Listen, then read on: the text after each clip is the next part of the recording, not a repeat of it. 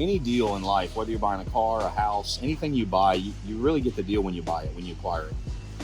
If you overpay for something, it's very unlikely that you're ever going to come out of that in the right manner. So you gotta have to, and once you've done this a few times, you start to go, man, there's no way, again, people have this mindset of, wow, you stole the house, but they don't look at all the money that you're going to spend bringing the house up to par. Yeah.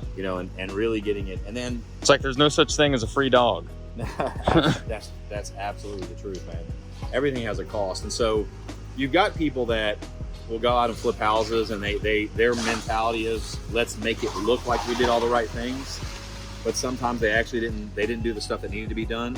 There are a lot of corners that could have been skipped here, and I could have saved $10 or $15 or $20,000, by not doing certain things, and covered up problems that somebody may or may not have ever found out about. But I'm unwilling to do that. I'd rather do the things that need to be done. I can sleep at night, and if I make a little less profit, that's okay. And I'm a big believer in like a win-win. Through the trees there, we got our guy in our bamboo forest. So the koala's gonna be sad. I thought they like eucalyptus. Yeah, is that what it was? What does the pandas like bamboo? Pandas, that was it. They're both bears. Yeah, man, same shit. Same thing. But I started taking down some of the trees, some of the stuff. They're here working. We got some crews in there working on framing. Either way, it looks better already. Yeah. And then, so I've got a little issue. I'm going to have to chat with the neighbor. Yeah. Just because when I go to sell the property, we've got an encumbrance here. But if you look, so the property line actually runs, if you run those flags all the way down, actually runs to the other side of this mailbox. So I don't personally care. But the problem is when I go to sell it, if they get a survey, if they see, they're going to see that the neighbor's mailbox is on the property, and it could create an issue in the future. So I'll have to be proactive at some point and have a conversation and maybe suggest moving to the other side. Yeah. To be honest, what I'll probably do is I'll probably chat with them about it and then offer to pay the expense of moving it and have them do it. Either have my guys do it or offer to reimburse them to have them move it. How does that happen? Probably they just put the mailbox up or they moved it and they just didn't pull a survey. Some people have lived somewhere so long, that it's just like, it's my yard. Yeah, it's my yard. Either that or you're not entirely sure. We're talking about a matter of 6 inches of foot there. They may have thought it was on their yard. That driveway looks fairly new. So it may have been moved over just a little bit to make room for that driveway. So it definitely could be an oversight or an accidental thing.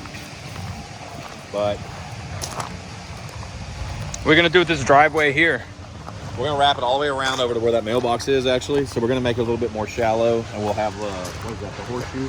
Yeah, kind of a horseshoe. And literally have it wrap around, and then I've got to figure out. I know we're getting ready to tear up all this concrete. The power pole that was here is gone. We still got several of these trees that are wrapped. We're gonna open it up. All those big ones in the back. The North Star. Yeah, that dead tree. Yeah, all that's gonna be coming down. He's back there doing the bamboo now. This concrete right here is all getting ready to come up. And then this, all of our permits got approved. Everything's done. We even got a burn permit, by the way, for the burning that's taking place right now. If they can see all that. But we're gonna do the entrance through this double window right there. So we're actually moving the entrance to the home. Gonna do a big double door entrance. That's being closed in. And you're gonna do that? Wow. Yeah. So all this concrete's coming up. Why are you doing that? Why do that? Just for the floor plan. Yeah.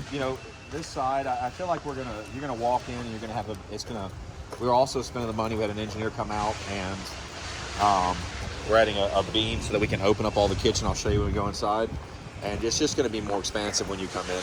It's gonna open up into an open floor plan, and trying to work with this floor plan the best we can. Right now with it gutted is the best time. A lot of times people with older homes, here, we'll cut across real quick. You see that hidden playground I found? Yeah. That's what I was showing you the pictures of the other day. Spooky. So bamboo is really invasive. Yeah. If you're not careful when it sprouts up depending on the time of year. Yeah. Usually early spring, and then sometimes again towards the end of the year in the fall. And you'll have these shoots that come up, and if you aren't proactive about taking them out, bamboo can shoot up to its top height. Usually very, very quickly in a year it can do that. So what's probably happened is this probably started with a small patch of bamboo in one corner that they did for privacy. And then seemingly what felt like overnight, it just took over the whole yard. And so you're starting to see, look look already at how much this yard is opened up just by what's being done right now. Yeah, man. Yeah, I'll tell you that house. Pretty cool. So is that gonna affect the selling price? I mean, is the owner gonna have to deal with this bamboo problem still? We're cutting it all the way down, and then we're taking and we're gonna dig up everything and dig up the root system. So bamboo is actually a really shallow tree. Like it doesn't. If a bamboo tree is say 20 foot tall, their root system will go horizontally for about 20 feet. So however high it is when you see it is about how far it can go. So if it's 40, if you have 40 foot, if you have a variety that's really tall, it can go 40 foot and shoot up a shoot. So with this type of bamboo, usually it's only about 2.5 to 3 foot deep. So it's very, very shallow as far as our system. And then the shoots, all of this bamboo is actually interconnected under the ground. Most of this probably it's all tied to the exact same original root system that came up. So it's just an invasive plant, and I'm not against bamboo, but if it goes unchecked and you're not maintaining the property, you can have this happen where it takes over your entire yard. It takes over the other trees, the plant life. It'll starve everything out for sunlight. So you just got to be really careful if you're going to have bamboo or utilize bamboo and make sure that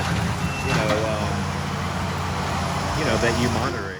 If a weed grows on somebody else's property that originated on my property, it's hard to prove that, right? But yeah, I think in this scenario, it's one of those things like with the mailbox, I'll just offer to take care of it for free. But I need to ask their permission since it is on their property. So is that just kind of makes it easier, and you don't gotta?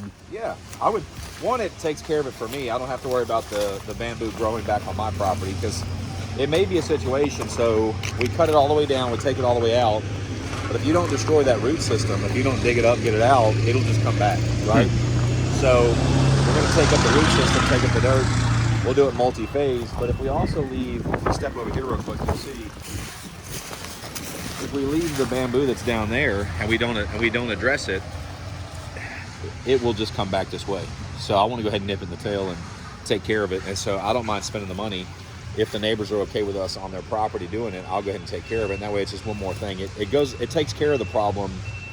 I think if you're going to solve a problem in real estate, solve it permanently. If I did the cheapest option and just solve it temporarily, but then I sell this or if I decided to maintain it, it's going to continue to pop up and cause either my tenants or anybody I might have staying here or myself or any future buyer, it's going to cause them an issue in the future. So usually for a little bit more money, you can get it done the right way. And sometimes I could be, a jerk and say, hey, your mailbox is on my property, move it. But it's just as easy to have a conversation and say, hey, it's probably an oversight, do you mind? I don't mind helping pay to relocate it. We can put it on the other side, and try and be a good neighbor. Yeah. So I think that's a good way to lead with it anyway. A lot of times with older homes, when people remodel them, they cut corners, right? And sometimes, and a good example is to get to a bedroom, to have to walk to another bedroom to get to it. That's a floor plan, that's a design issue, right? And so with us gutting the house, literally now is the time. So all the electrical is being completely upgraded and brought up to code. All the plumbing, same thing. The HVAC system, same thing. And we're still actually tearing down more. And all this concrete, like I said, is going to come up. This entrance is going to be bricked in, and it'll come through the other side. I don't know if you remember this, but all this is getting ready to come down too. Again, just opening this space up. This is coming down. This is coming down. And what I'll do, Seth, I've got some drawings and things. They're rudimentary, right? They're elementary rather. So I'll get them to you, and you can kind of superimpose them in. You can see the floor plan. But this is all getting demoed, and then this is where we had the engineer. This entire wall, and it's structural. It's load bearing at this point. So we had an engineer come out. I'm going to put in essentially a beam. It's going to run the length of this, and we're going to take this entire wall out, and it's going to open this way up. Nice. And and this will still be a kitchen? Yep. Yeah. So you're going to have your big double door entrance, your grand entrance. We'll do a porch on the front here and a nice grand entrance, and you'll walk in, and it'll be much more expansive. An island here. You'll see the kitchen backdrop there. We're going to build in there's going to be a pantry and a laundry room inside. There's the old electrical that's being gutted out. So, we've redesigned all the bedrooms are going to get bigger. All the bathrooms are going to be way bigger than what they were. So a lot of that's already been pulled out. What's going on, guys? How's it going? Hey, what's going on, man? Hey. So, yeah, man, So this room is gonna. It's going to be just slightly larger. Yeah. The bathrooms are all you know, about 50% larger. A lot of wasted space. Oh, so there's 2 bathrooms. Yeah, it's 2 separate ones. Like I don't right know if you remember beside or each not. It was really cramped, and they had Yeah. walls built in, and then they had 2 double vanities. Like you'd have to turn sideways to kind of fit in there well. Yeah. And then this one had the other bedroom's closet in it, in part of it. So That's weird. Just opening it way up, you know, and trying. This was a closet here, a hallway closet. So just taking that out and kind of encumbered into the living room. Yeah. Or, you know, dining room, whatever this was. I've noticed the fireplace is still here. Is that going to stay there? So, you know, if you come over here and look, it's actually built into the house. I was going to take it out, but I mean, it's literally built in and built through the roof and all the way down. So we're going to try and work with it. I'm going to have it completely restored, completely cleaned. We'll come over the top of it with something. You know, I'm not sure what yet. Yeah. But give it a really modern look and clean it up, and it'll be functional. We'll see what that turns out like. Yeah. So yeah. So Is that like a thing you got to do a lot, or it's like you have plans for it, and then it's like I can't do anything with this? Absolutely. So you know, we can do it. It just comes down to an added value. So let me give you an example. To properly take this out and doing it with an engineered approved plan would have cost me like approximately $11,000. Okay. So what I've got to figure out is I've got to take this angle here. It literally just makes a triangle. I'm going to pick up 3 or 4 foot that way, 3.5 foot that way. So I'm only going to pick up a very small amount of square feet there. So is it worth $11,000 to eliminate that, right? And you know, because I've got to repair the roof, I've got to repair all the damage I've done, and I've got to make sure that structurally everything's sound. So is it worth 11 grand to do that? And then when I go in and tear that out, there's no guarantee that another problem doesn't present itself. So, you know, let's say 11,000 plus, maybe it ends up being 12 or 13 or $14,000 to properly eliminate that. Is that worthwhile, or can I take and have it restored and cover it and it gives some character? This is an original thing with a home post World War II. Is this something that can be an original piece of the home that remains intact? Because I'm making the rest of the home very modern. So it could be like a really cool selling point, a really cool thing with the story. Yeah. That kind of ties to the house. So that was kind of the choice. Like a little memento. Yeah, to give you an example, to take and reinforce this the proper way so that I can remove this load-bearing wall and support all the structure of the ceiling, just hard cost is about $9,000 to do that. Counting the engineered plans, going through the process, material, labors, etc. So I had to ask myself, again, so here's the $9,000 expense that most people wouldn't do, but I'm going to open this up. It's going to give a very open feel when you walk through this front entrance.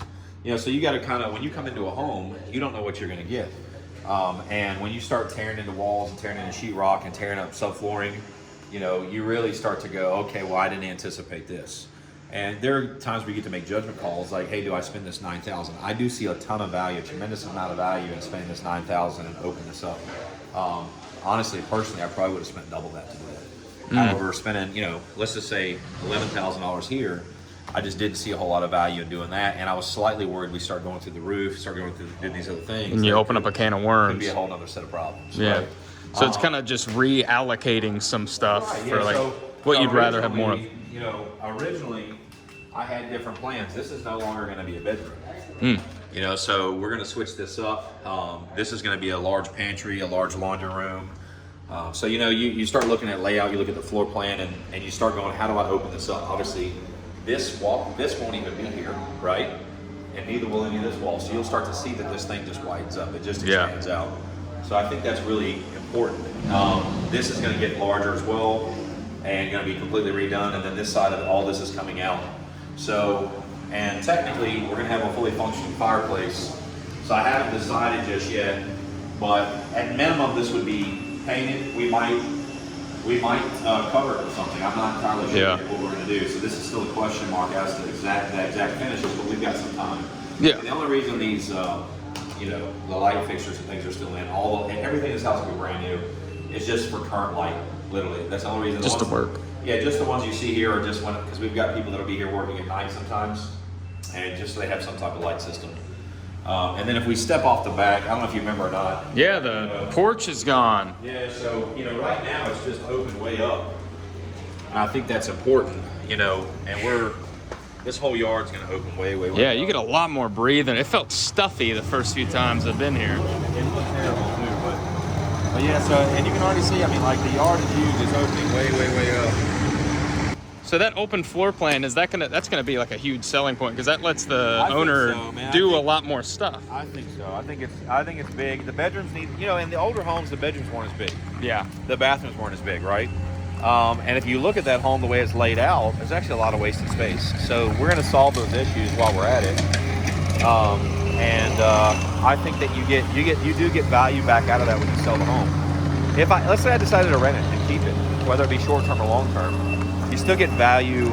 You get added value from the tenants because being more modern, being more open, larger bedrooms, larger bathrooms, I think those things are all big selling points. And I think people are willing to pay, you know, if not a premium, they're definitely willing to pay, more likely to pay a market rent because of those things. Yeah. For the purposes of showing you the bamboo, you know, not only did it start over there, and I don't know if this was true, I had one of the neighbors tell me that kind of indicate that it was planted in the very back of the property as a privacy thing on the very back edge of the property. So, and it's grown to what you guys saw it as over that short window of time. But if you see, it's also grown into the neighbor's yard as well. So, you know, that's what I'm talking about. If it's not being kept, eventually it'll fill up this whole field. So, you know, what I'm offering to do, and they had a Ring doorbell, so I hit it and tried to, you know, leave a message. Hopefully somebody was listening. And basically just gave my name, my number, my information. Hey, reach out. I'm the guy next door. I own the property, and hey, if you're open to it, I'll have my people at my cost go ahead and remove all this off the property. So, you know, we'll see. But it actually runs down pretty deep and goes all the way down to the end over here. So, you know, and you're actually starting to be able to see the house. It's kind of crazy how much of the yard is actually taken up from bamboo. You know, and if you think about from a selling point of view, somebody else coming in and seeing that, the yard looked, I mean, literally we were looking at maybe 30% of the yard. So, you know, it just opens up the lot, and I'm a big believer in nice landscaping, and, you know, bamboo has its time and place. I'm just not a big bamboo fan. Yeah. You know? And you know, if we had it like where, so the edge of the fence is like right there, the property line actually runs to there. But if we had bamboo that maybe backed up to water, and maybe we had like a koi pond, like if we had some specific type of look, a theme, small, then I'd be open to it. But it's still one of those things that you've got to be very careful about. It's a big property. Like when we first saw it, I was like, that's, you know, but the bamboo just took up half of it. Yeah. It's an acre and a half. I mean, for this area, it's large. Yeah. You'd think you'd run into a neighbor in your backyard, but it's like, you know, it's pretty. Yeah. It's pretty big. Yeah, we might actually be able to cut through now. It looks like it.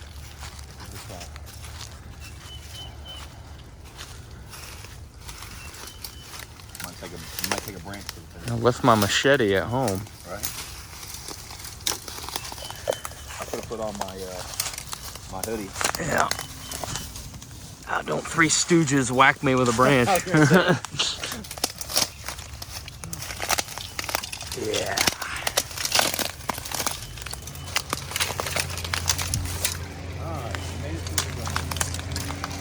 Anyway, there's that playground. Woo. Dude, look how close that was to the house, and we never knew it was there. Yeah. I guess no kids were playing on it for a while.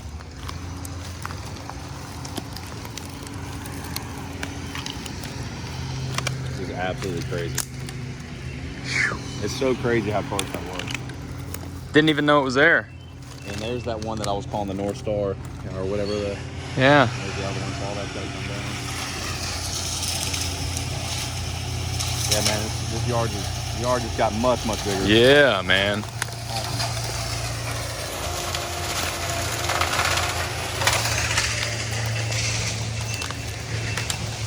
Looks like Apocalypse Now.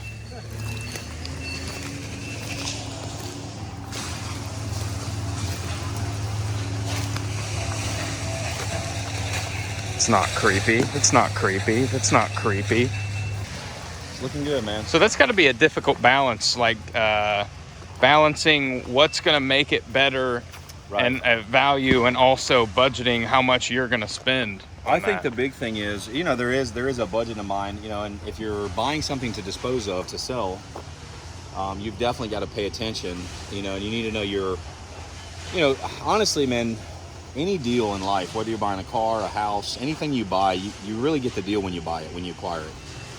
If you overpay for something, it's very unlikely that you're ever going to come out of that in the right manner. So you're going to have to, and once you've done this a few times, you start to go, man, there's no way, you know, again, people have this mindset of, wow, you stole the house, but they don't look at all the money that you're going to spend bringing the house up to par. Yeah. You know, and really getting it. And then it's like there's no such thing as a free dog. that's absolutely the truth, man. Everything has a cost. And so you've got people that will go out and flip houses, and their mentality is, let's make it look like we did all the right things. But sometimes they actually didn't do the stuff that needed to be done. You know, there are a lot of corners that could have been skipped here, and I could have saved $10 or $15 or $20,000, you know, by not doing certain things, and covered up problems that somebody may or may not have ever found out about. But I'm unwilling to do that. You know, I'd rather do the things that need to be done. I can sleep at night, and if I make a little less profit, that's okay. And I'm a big believer in like a win-win. And if I have a conversation with somebody, I can speak about all the things that were done and speak to the extent so that they understand, like, it's not a new construction home, but everything but the bones is going to be replaced. Literally everything except for the original structure. And, you know, you can go through and say that the plumbing, the electrical, you know, the HVAC system, you know, the insulation, like literally everything other than, we worked within the original structure as much as possible. The very next step would have been just tearing this down and starting over. You know, like that's the next level of what I could have done. And that's earlier too, just to show you that fireplace angles across. It's built in, but it's also that square box actually goes all the way down and brick all the way into the house. So it's facing like that way. Yeah. It's like, but they've got it angled. Yeah, that's strange. Yep. Unique, kind of cool. But yeah. And that's a big thing with the bones too. Like I'd say like a lot of homeowners are going for older houses, I feel like, because they're figuring out these new ones are falling apart really soon. I actually, man, this has got, you know, when somebody says it's got good bones, like there's a great foundation here. Yeah. And you know, the biggest selling point on this is the immediate neighborhood around this. And this will be an entry level price point, even at say $500,000 to this neighborhood, right?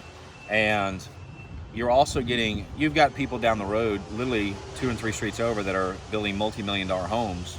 There's people in the back of this house that are $1 million plus, $1 million to $2 million, $1 million to $2.5 million. They're literally the yard that joins this yard. There's some that are just over $1 million, and you're getting the safety of the neighborhood, right? You're getting the families that are out walking, a real community that has you know, there's crime everywhere, but this is an extremely low crime rate. Yeah. And I think those are a lot of value. Also, this is a quiet community, you know, so you've got really good neighbors. This is not a community made up of tenants. So even if I was going to rent it out, I would want to keep a really good relationship with the neighbors, because usually if you have a rental in a neighborhood and the neighborhood is full of homeowners, you can pick the rental out because the landlords don't do a great job, or the tenants don't do a great job of taking care of and maintaining the property. Yeah, because it's a rental. Yeah, because it's a rental, right? I would be the other way around. Any rental that I have automatically includes all yard service. Okay. So, and I don't go out and mow it. I've got crews that do it, and because I have a certain standard that I want to keep. So, you know, when you rent, your price for rent includes your yard service. And, you know, some people have offered, hey, what about a price reduction and I'll mow my own yard? And 2 things. One, that's usually a really good sign that they can't afford the place they're looking at. And then secondly, the chances are that they're not going to mow it consistently, right? I like paying somebody else to mow it that I can hold accountable.